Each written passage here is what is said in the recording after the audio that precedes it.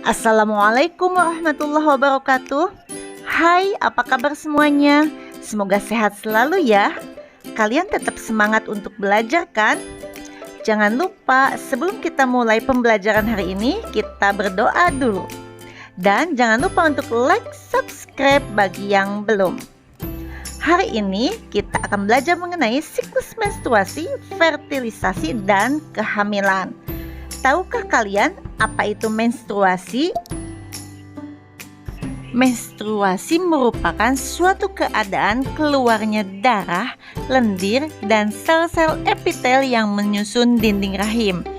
Apabila seorang perempuan mengalami menstruasi, maka akan keluar darah melalui vaginanya. Menstruasi biasanya terjadi 1 bulan sekali. Siklus menstruasi akan terjadi apabila sel telur yang dihasilkan oleh ovarium tidak dibuahi oleh sel sperma. Nah, bagaimana proses lengkap siklus menstruasi? Agar kalian dapat memahaminya, lanjut terus ya menyimak video berikut ini. Pada umumnya, siklus menstruasi berlangsung selama 28 hari. Namun, siklus menstruasi tersebut sangat bervariasi untuk setiap individu, yaitu berkisar antara 24 sampai 40 hari. Namun, ada juga yang mengalami siklus pendek, yaitu berlangsung selama kurang lebih 18 hari. Tahukah kalian bahwa siklus menstruasi itu terbagi menjadi beberapa fase? Yang pertama yaitu fase menstruasi, kemudian fase proliferasi, dan fase sekretori.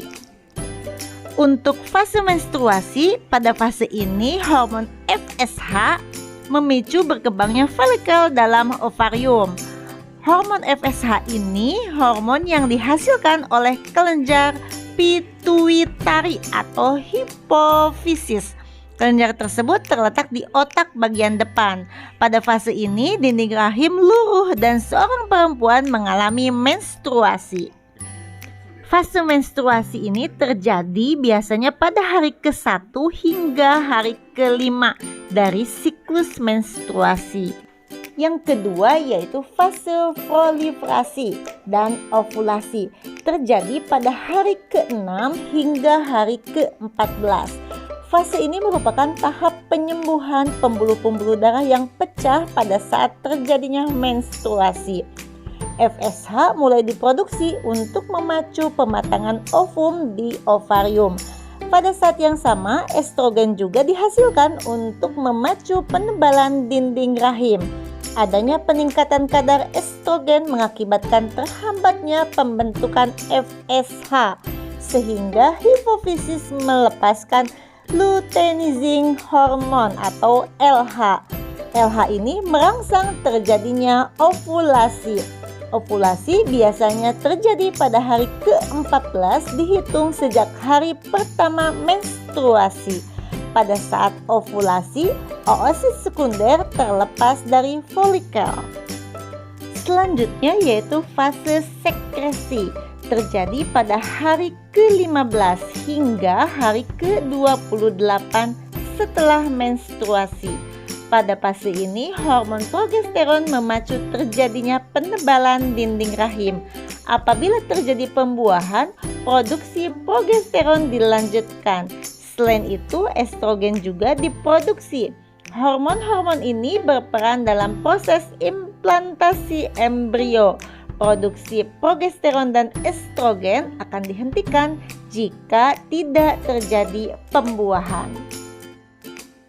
Rendahnya hormon estrogen dan progesteron menyebabkan jaringan penyusun dinding rahim rusak dan pembuluh darah yang ada pada dinding rahim pecah, sehingga perempuan akan mengalami menstruasi. Ingat ya, menstruasi terjadi apabila sel telur yang terdapat pada tuba falopi tidak dibuahi oleh sel sperma. Jadi, ketika kalian bagi para perempuan yang sudah mengalami menstruasi, berarti harus dijaga dengan baik-baik ya. Karena menstruasi terjadi itu ketika sel telur sudah matang dan tidak dibuahi.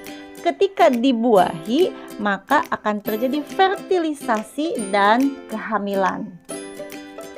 Jika ada sel sperma yang masuk ke dalam saluran reproduksi perempuan, sel sperma tersebut akan bergerak menuju sel telur.